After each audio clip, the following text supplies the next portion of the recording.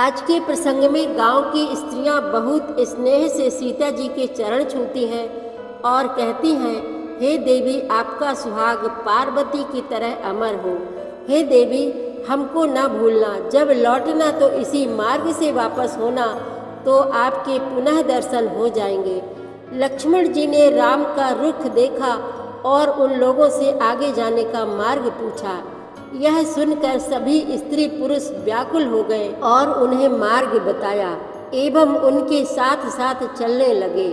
वे आपस में बातें करते हैं कि विधाता ने बड़े बड़े महल, अच्छे पलंग, रेशमी बिछौने बेकार बनाए हैं। जब इन सुकुमारों को नंगे पांव दुर्गम वन में चलना पड़ता है और पत्तों के बिछौने पर सोना पड़ता है।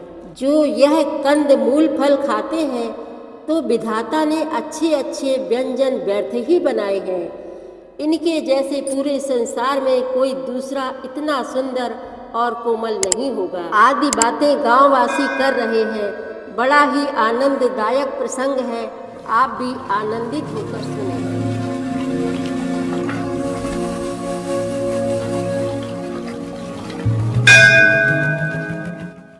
श्री रामचरितमानस पाठ को सुनने वाले सभी श्रोताओं का स्वागत है। राम राम जी। पाठ प्रारंभ करने के पहले बोलिए, सियावर रामचंद्र की जय, पवन सुत हनुमान की जय, श्री तुलसीदास जी महाराज की जय। अति सप्रेम सिय पाए परी, बहुविधि देहि आशीष, सदा सुहागिन हो तुम, जब लगी मही अहिशीस। वे अत्यंत प्रेम से सीता जी के पैरों पड़कर बहुत प्रकार से आशीष देती हैं। शुभ कामना करती हैं कि जब तक शेष जी के सिर पर पृथ्वी रहे, तब तक तुम सदा सुहागिनी बनी रहो। पार्वती सम पति प्रिय होहु, देवी न हम पर छाड़ब छोहु, पुनि पुनि विनय करिए कर जोरी, जो एहि मार्ग फिरिए बहोरी। और पार्वती जी के समान अपने पति की प्यारी हो। हे देवी, हम पर कृपा न छोड़ना, बनाए रखना। हम बार बार हाथ जोड़कर विनती करती हैं, जिसमें आप फिर इसी रास्ते लौटें। दर्शन देव जानी निज दासी, लखी सी सब प्रेम पियासी, मधुर बचन कही कही परितोषी, जन कुमुदिनी कौमुदी पोसी। और हमें अपनी दासी जानकर दर्शन दें। सीता जी ने उन सबको प्रेम की प्यासी देखा और मधुर वचन कह कहकर उनका भली भांति संतोष किया, मानो चांदनी ने कुमुदनियों को खिलाकर पुष्ट कर दिया हो। तबहि लखन रघुबर रुख जानी, पूछे मगु लोगनि मृदुबानी, सुनत नारी नर भये दुखारी, पुलकित गात बिलोचन बारी। उसी समय श्री रामचंद्र जी का रुख जानकर लक्ष्मण जी ने कोमल वाणी से लोगों से रास्ता पूछा। यह सुनते ही स्त्री पुरुष दुखी हो गए, उनके शरीर पुलकित हो गए और नेत्रों में वियोग की संभावना से प्रेम का जल भर आया। मिटा मोदु मन भय मलीने, विधि निधि दीन लेत जनु छीने, समुझ करम गति धीरज कीन्हा, सोधि सुगम मगु तिन्ह कहि दीन्हा। उनका आनंद मिट गया और मन ऐसे उदास हो गए, मानो विधाता दी हुई संपत्ति छीने लेता हो। कर्म की गति समझकर उन्होंने धैर्य धारण किया और अच्छी तरह निर्णय करके सुगम मार्ग बतला दिया।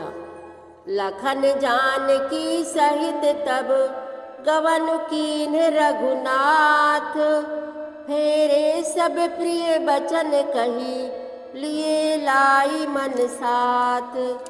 तब लक्ष्मण जी और जानकी जी सहित श्री रघुनाथ जी ने गमन किया और सब लोगों को प्रिय वचन कहकर लौटाया, किंतु उनके मनों को अपने साथ ही लगा लिया। फिरत नारी नर अति पछिताही, दयहि दोष देहि मन माही, सहित विषाद परस पर कहाही, विधि कर तब उलटे सब आही। लौटते हुए वे स्त्री पुरुष बहुत ही पछताते हैं और मन ही मन दैव को दोष देते हैं। परस्पर बड़े ही विषाद के साथ कहते हैं कि विधाता के सभी काम उल्टे हैं। निपट निरंकुश निठुर निशंकु, जेहि शशि कीन सरुज सकलंकु। रुख कल्पतरु सागरु खारा, तेहि पठये बन राजकुमारा। वह विधाता बिल्कुल निरंकुश, स्वतंत्र, निर्दय और निडर है, जिसने चंद्रमा को रोगी, घटने बढ़ने वाला और कलंकी बनाया, कल्प वृक्ष को पेड़ और समुद्र को खारा बनाया। उसी ने इन राजकुमारों को वन में भेजा है। जौ पै इनहि दीन है बनवासु, कीन है बाद विधि भोगे बिलासु। ए बिचरहि मगे बिनु पद त्राना, रचे बाद विधि बाहन नाना। जब विधाता ने इनको बनवास दिया है, तब उसने भोग विलास व्यर्थ ही बनाए हैं। जब ये बिना जूते के नंगे ही पैरों रास्ते में चल रहे हैं, तब विधाता अनेक वाहन सवारियां व्यर्थ ही रचे हैं। ए मही पर ही डासी कुस पाता, सुबग सेज कत सृजत विधाता। तरुबर बास इनहि विधि दीन्हा, धवल धाम रचि रचि श्रम कीन्हा। जब ये कुश और पत्ते बिछाकर जमीन पर ही पड़े रहते हैं, तब विधाता सुंदर सेज, पलंग और बिछौने किस लिए बनाता है। विधाता ने जब इनको बड़े बड़े पेड़ों के नीचे का निवास दिया, तब उज्ज्वल महलों को बना बना कर उसने व्यर्थ ही परिश्रम किया। जौए मुनि पट धर जटिल, सुंदर सुठी सुकुमार। विविध भांति भूषण बसन, बादी किए करतार। जो ये सुंदर और अत्यंत सुकुमार होकर मुनियों के वलकल वस्त्र पहनते हैं और जटा धारण करते हैं, तो फिर करतार विधाता ने भांति भांति के गहने और कपड़े वृथा ही बनाए हैं। जौ एक कंद मूल फल खाही, बादी सुधा दियसन जग माही। एक कहाही ए सहज सुहाए, आप प्रगट भय विधि न बनाए।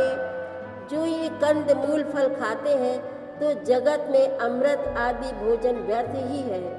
कोई ये कहते हैं ये स्वभाव से ही सुंदर है, इनका सौंदर्य माधुर्य नित्य और स्वाभाविक है, ये अपने आप प्रकट हुए हैं, ब्रह्मा के बनाए नहीं हैं। जहाँ लगी वेद कही विधि करनी, श्रवण नयन मन गोचर वरनी। देखहु खोज भुवन 10 चारी, कहाँ अस पुरुष कहाँ असि नारी। हमारे कानों, नेत्रों और मन के द्वारा अनुभव में आने वाली विधाता की करनी को जहाँ तक वेदों ने वर्णन करके कहा है, वहाँ तक 14 लोकों में ढूंढ के देखो, ऐसे पुरुष और ऐसी स्त्रियां कहाँ हैं? कहीं भी नहीं है। इसी से सिद्ध है कि ये विधाता के 14 लोकों से अलग है और अपनी महिमा से ही आप निर्मित हुए हैं। इन्हीं देखी विधि मनु अनुरागा, पटतर जोग बनावे लागा। कीन बहुत श्रम एक न आए, तेहि ईर्षा बन आनि दुराए। इन्हें देखकर विधाता का मन अनुरक्त मुग्ध हो गया। तब वह भी इन्हीं की उपमा के योग्य दूसरे स्त्री पुरुष बनाने लगा। उसने बहुत परिश्रम किया, परंतु कोई उसकी अटकल में ही नहीं आए, पूरे नहीं उतरे। इसी ईर्ष्या के मारे उसने इनको जंगल में लाकर छिपा दिया है। एक कहाही हम बहुत न जानही, आपु ही परम धन्य करि मानही। ते पुण्य पुण्य पुंज हम लेखे, जे देखहि देखी हहि जिन देखे। कोई ये कहते हैं हम बहुत नहीं जानते, हाँ अपने को परम धन्य अवश्य मानते हैं। जो इनके दर्शन कर रहे हैं और हमारी समझ में वे भी बड़े पुण्यवान हैं, जिन्होंने इनको देखा है, जो देख रहे हैं और जो देखेंगे। एहि विधि कही कही बचन प्रिय, लेहि नयन भरि नीर। किमि चलिहहि मारग अगम सुठि सुकुमार शरीर। सियावर रामचंद्र की जय, पवन सुत हनुमान की जय, श्री तुलसीदास जी महाराज की जय। प्रतिदिन श्री रामचरितमानस पाठ में शामिल होने के लिए हमारे चैनल अपनी विरासत को सब्सक्राइब कर लीजिए और घंटी का बटन भी दबा दीजिए, जिससे रोज़ सुबह 7 बजे आपके मोबाइल में 3 दोहे रामायण पाठ के आ जाएंगे। वीडियो को ज़्यादा से ज़्यादा शेयर करके इस नए काम में भागीदार बनिए। धन्यवाद।